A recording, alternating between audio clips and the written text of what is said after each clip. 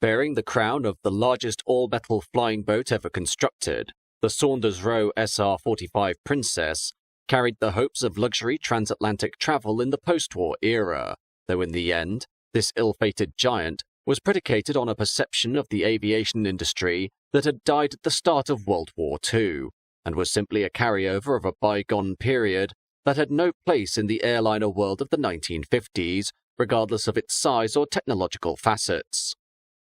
The roots of the SR.45's undoing begin prior to World War II, where even before the conflict's outbreak, the once major manufacturers of flying boats, including Blackburn, Saunders-Roe, often abbreviated to SARO, and Supermarine, had stopped building commercial flying boats, while the Short brothers continued to meet the remaining demand, with military flying boats such as a Short Sunderland successor being discussed back and forth by various builders. Attempting to accommodate the ever-changing views on potential new service machines, the manufacturers continued drafting paper flying boats, with SARO's projects including military studies, but also, as the war progressed, commercial types, with September 1943 seeing Sir Arthur Googe, formerly Short's chief designer, join Saunders-Roe as vice chairman, with Googe being an ardent advocate of the flying boat breed, and thus teamed up with SARO's chief designer Henry Nola to establish a unique centre of expertise.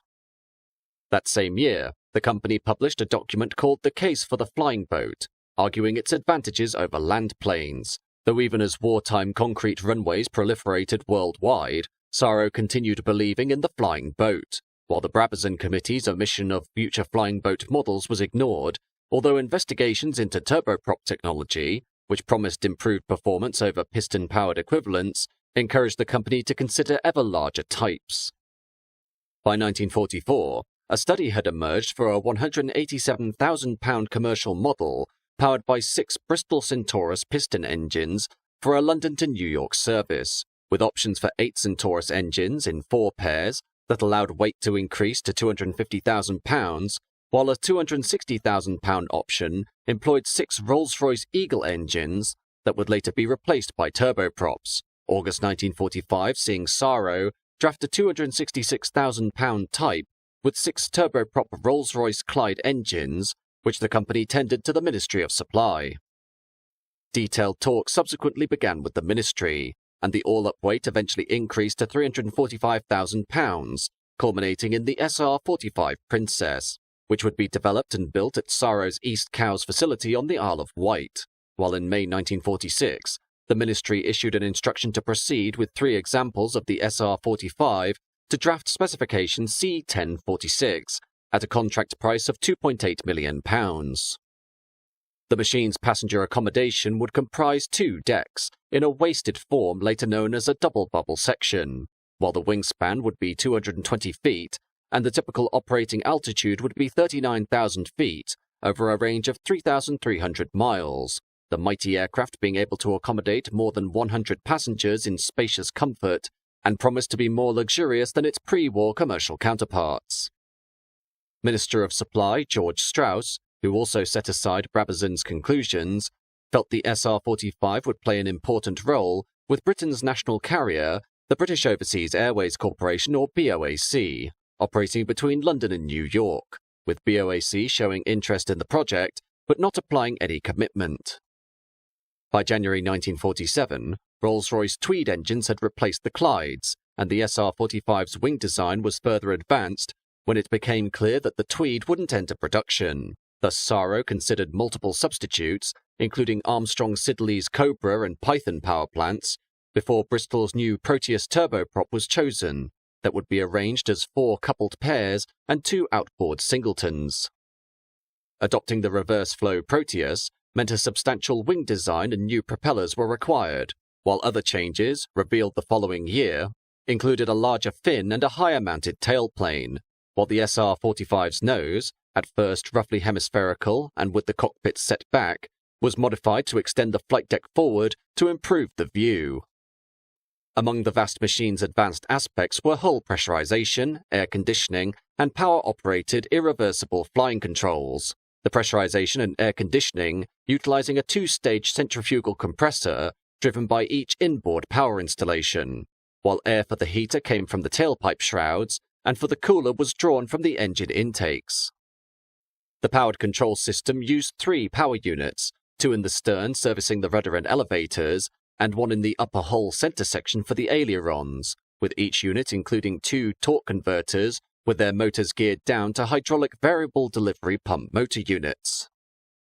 The motors ran constantly, but the pump action was mostly zero, the hydraulic aspect remaining dormant until a maneuver was called for, while when required the pump was actuated, driving the hydraulic motor at a speed proportional to the handling of the controls, with the output shafts having powered linkages to the control surfaces that were split into 3 parts to the rudder, 2 to each elevator, and 4 to each aileron, with each split section being separately driven. A hydraulic field generator was installed in the dual-control flight deck, while thought was given to a form of future artificial Q-feel arrangement, wherein dynamic pressure provides resistance to the control movement system, with plans being made to reduce power unit size and weight by using aerodynamically balanced surfaces, and even an early form of fly-by-wire was explored. In November 1948, SARO would christen the Airliner Princess, and the first flight was scheduled for late 1949, but due to the complexity of the program, project slippage was inevitable, and whilst SARO claimed 4 months later that the project remained on course, it also indicated that completion would be late the following year, followed by serious engine delivery delays that pushed back flight trials to the summer of 1951 and later early 1952, once it was clear the engines would still not arrive on time. Meanwhile, the 3 aircraft were partially assembled within SARO's main hangar at East Cowes on the Isle of Wight, and in October 1951, the first unit, minus engines, outer wings, wing floats and upper tail, was moved outside to the adjacent newly reinforced apron for final assembly, as the hangar was too small to finish the work. The Princess was an enormous technical achievement, and at the time was the heaviest all-metal passenger transport ever built, the behemoth also being the biggest metal flying boat, and at an all-up weight of 345,000 pounds, the heaviest aircraft employing gas turbine power units, its hull being 148 feet long, with a beam of 16 foot 7 inches and a draft of 8 foot. The double bubble waist marked the division between the upper and lower decks, while a chined planing bottom was attached to the hull that was unpressurized and contained numerous watertight compartments, the underside employing a single vestigial step, tapering to a knife edge beneath the fin leading edge. On the flight deck, the pilot and co-pilot were positioned in the extreme bow, while aft and to starboard were 2 flight engineers, and to port the navigator and radio operator, with the planned cabin layouts including a 105-passenger scheme in tourist and first classes, created through working alongside BOAC, with a dining room, cocktail bar, powder room and bunks. The Princess's huge wing form, meanwhile, was a 2-spar structure arranged in 5 sections, while the span with floats retracted was 219 foot 6 inches, the wings accommodating fuel tanks with a total capacity of 14,000 gallons, with single-slotted flaps being employed that were divided into 3 sections per side.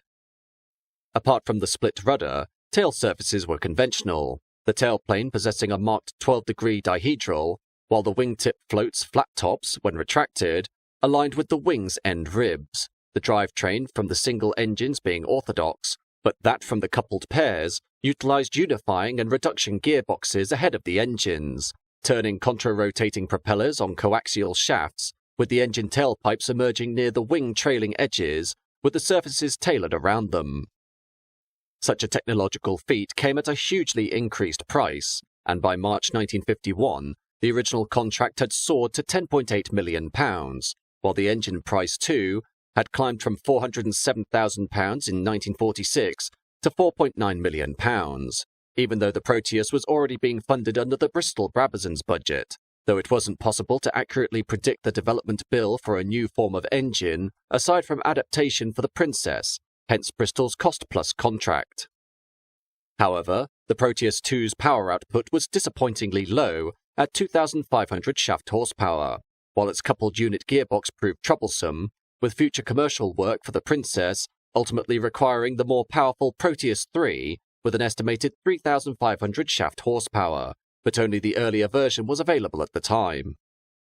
The 3 produced units were registered as Golf Alpha Lima Uniform November, Golf Alpha Lima Uniform Oscar, and Golf Alpha Lima Uniform Papa, and on August 22, 1952, following engine runs and taxiing assessment, Golf Alpha Lima Uniform November made its first flight at the hands of SARO's chief test pilot, Jeffrey Tyson, who had not scheduled to undertake an actual flight on that day, but was so satisfied with the weather conditions that he took it upon himself to draw the Princess skyward. Tyson flew the Airliner on a 35-minute circuit around the Isle of Wight, reaching 280 miles an hour and reporting that water and air handling was satisfactory, though the airscrew translation-bearing temperature gauges began giving false readings, thus necessitating Tyson's return to the home factory at Cowes. The aircraft made 3 more flights before appearing at Farnborough's SPAC show on September 2nd of the same year, where SARO's stand emphasized the flying boat theme. Golf Alpha Lima Uniform November's demonstration, including a steep bank past the stands, where the spectators were unaware that the power control field units were causing Tyson some difficulty in returning to level flight, with amendments being identified and administered accordingly. Although the Princess had flown successfully, its commercial future remained far from certain, with no resolute government effort being made to attract a buyer, the assumption simply being that the Princess would ultimately end up in the hands of BOAC on its Empire and transatlantic routes, the company having created in October 1950 the Princess unit under Captain H.W.C. Alger, a prominent flying boat pilot, to examine the resources needed to run large flying boats. However, BOAC's interest was never dependable, and the following month the company ended its existing flying boat services, while at the same time, the national carrier was forming plans for the introduction of de Havilland's breakthrough jet-powered commercial land plane, the pioneering Comet of 1949, which eventually entered service in May 1952. Even before the Princess flew, though, in February 1951, it was reported the third aircraft would be scrapped as an economy, while at the same time, rumours circulated that British South American Airways, or BSAA, would buy all 3 units, or that the RAF would use them, fitted out for up to 230 troops, though all these possibilities came to nothing. During December, the Princess Air Transport Company Limited was formed, mainly by SARO, to study the factors affecting the operation of the Princess and to be in a position to tender for their operation should the opportunity arise, and in spite of BOAC's indecision regarding the Airliner, Alger was seconded to Princess Air Transport. In August 1952, BOAC chairman Sir Miles Thomas declared that his airline was very interested in the Princess, and during the following month, the corporation considered forming a new marine development flight, prior to the airline's chairman rejecting this proposal, with Thomas feeling that the aircraft was technically outdated, but suggested its future might be improved by adopting Bristol's BE-25 propeller turbine, later dubbed the Orion, which would supply the power necessary for commercial operation. However, Orion development was far from complete, while major wing modifications would be needed to accommodate it, and thus SARO decided to wait for the Proteus 3 that was already in the works, though amid ongoing uncertainty, the Ministry of Supply eventually cancelled work on Golf Alpha Lima Uniform Oscar and Golf Alpha Lima Uniform Papa, instructing the still engineless airframes to be cocooned in protective plasticized coatings pending a buyer. In February 1953, Golf Alpha Lima Uniform Oscar was towed across the Solent to Calshot Spit near Southampton and beached, followed by Golf Alpha Lima Uniform Papa in April of the same year, while the new Minister of Supply, Duncan Sands, remained aloof regarding future developments for the Princess project, this being countered by Golf Alpha Lima Uniform November's second appearance at the Farnborough Air Show in September 1953, this time wearing a blue, yellow and white airline-esque livery. However, BOAC was edging ever further away from the project, and the following month, the ministry invited independent operators to bid for the Princess, with Owen Mecky, chairman of British flying boat operator Aquilia Airways, offering well over £1 million each for the aircraft, though Sands declined this proposal. By the summer of 1954, SARO's main Princess program had ended, with Golf Alpha Lima Uniform November having clocked up just 96 hours and 50 minutes of flying time during only 47 flights, while amid such doubts, SARO's paper Project P131, for a 74-seat swept-wing £130,000 flying boat, also stalled, This project, dubbed the Duchess, proposing the employment of 6 Rolls-Royce Avon or 6 de Havilland Ghost jet engines, and would have been capable of an estimated 550 miles an hour, which was unprecedented in a commercial flying boat. Despite this setback, at the behest of the P&O shipping line in 1956, Project P192 was revealed, this proposing a truly gigantic £1.5 million, 313-foot wingspan flying boat airliner carrying 1,000 passengers, with no fewer than 24 Rolls-Royce Conway engines, though this, much like the Duchess project, came to nothing. The Marine Aircraft Experimental Establishment's evaluation of the Princess had praised the giant, considering it to be stable during takeoff and alighting, while in the air the only real criticism concerned its simulated feel characteristics and control-to-surface ratios, which it was recommended should be modified to improve the feel of positive stability, while even under asymmetric power, the Princess was adequately controllable down to the stall. However, still with no customers, Golf Alpha Lima Uniform November was also cocooned like its sisters, while rumours continued to persist over possible purchasers, with SARO continuing to examine the Princess's working requirements, operational sites, transport to and from the shore, docking and maintenance needs, with some of this work receiving government funding, while unaccountably at times, BOAC also took part.